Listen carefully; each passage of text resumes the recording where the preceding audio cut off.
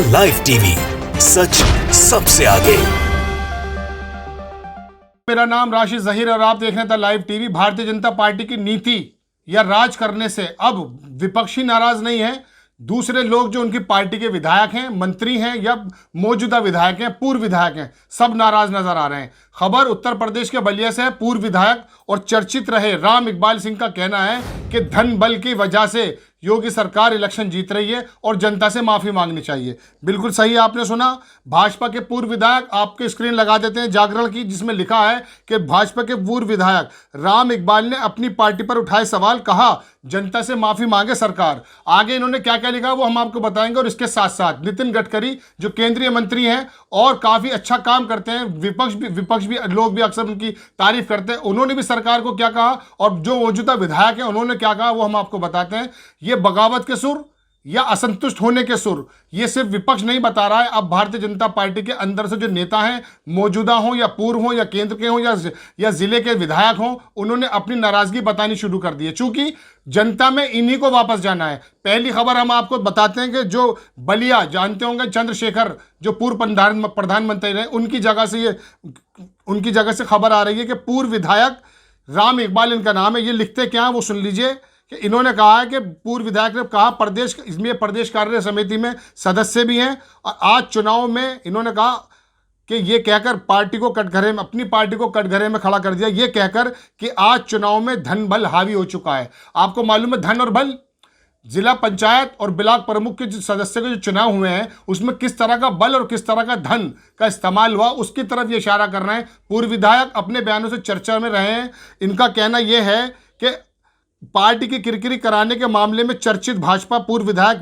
प्रदेश के कार्य समिति के सदस्य राम इकबाल सिंह ने एक बार पुनः ये कहकर अपनी ही पार्टी को कटहरे में खड़ा कर दिया है कि आज चुनाव में धन बल हावी हो चुका है। आगे इनका कहना है कि राजनीतिक दलों के बड़े बड़े नेता वोट खरीदने का काम कर रहे हैं। बहुत ही इंटरेस्टिंग बात इन्होंने लिखी है, वो आपको ध्यान से सुनने की बात है। मैं आपको बताता हूं कि इन्होंने कहा राजनीतिक दलों के बड़े बड़े नेता वोट खरीदने का काम कर रहे हैं, डीएम एसएसपी वोट छीन रहे हैं। ये बात चल रही है जिला पंचायत और ब्लॉक प्रमुख के पंचायतों में जिस तरह का धनबल का काम हुआ है, उसके बारे में उन्होंने प्रशासन को भी कटहरे में डाला है कि डीएम और एसएसपी वोट छीन रहे हैं। खीरी लखीमपुर में एक महिला को नंगा किया गया, पूरा प्रशासन मूक दर्शक बनकर देखता रहा। इस घटना का जितनी भी निंदा की जाए कम है। ये अंतरात्मा जाग रही है भारतीय जनता पार्टी के नेताओं की, जिनको चुनाव में फिर दोबारा से पब्लिक के पास जाना है, वोटर्स के पास जाना है। इनका कहना है कि महिलाओं को नंगा कर दिया गया लेकिन प्रशासन मूक दर्शक बनकर देखता रहा। इस घटना की जितनी भी निंदा की जाए कम है।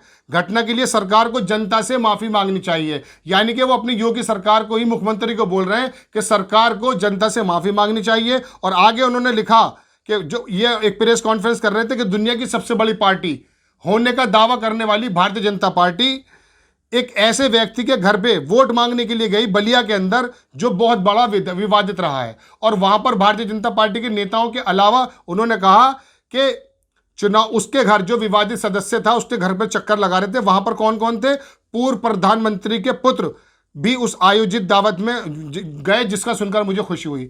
चंद्रशेखर के पुत्र जो हैं वो भी भारतीय जनता पार्टी में चले गए थे, आपको मालूम होगा। वो भी उस विवादित सदस्य या विवादित आदमी के घर गए, जिसके बारे में इनका कहना है कि भारतीय जनता पार्टी के लोग और चंद्रशेखर के पुत्र, ये चंद्रशेखर का नाम नहीं उन्होंने लिखा, पूर्व प्रधानमंत्री, उनके पुत्र भी उसके घर पर गए। तो कहने की बात यह है कि जो अंदर की पार्टी के नेता हैं उनके भी बोल अब आगे आने लगे हैं। इसी कड़ी के अंदर मैं आपको बता दूंगा एक बहुत बड़ी खबर साथ में ये भी है। नितिन गडकरी, आप सभी ने उनका नाम सुना है और काफी काम भी उन्होंने किया है, परिवहन और सड़क और ये जब सब उनके पास आता है। इन्होंने ट्वीट पर लिखा कि पेट्रोल और डीजल के रेट इतने ज्यादा हो गए हैं कि लोगों में रोष है।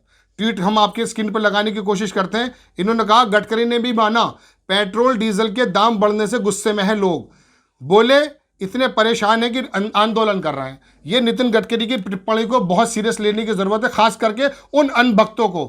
ये नितिन गडकरी एक ऐसे नेता, भारतीय जनता पार्टी के अध्यक्ष भी रहे, आरएसएस के करीब भी रहे और पूर्व प्रधानमंत्री जो अटल बिहारी वाजपेयी थे उनके भी करीब भी रहे।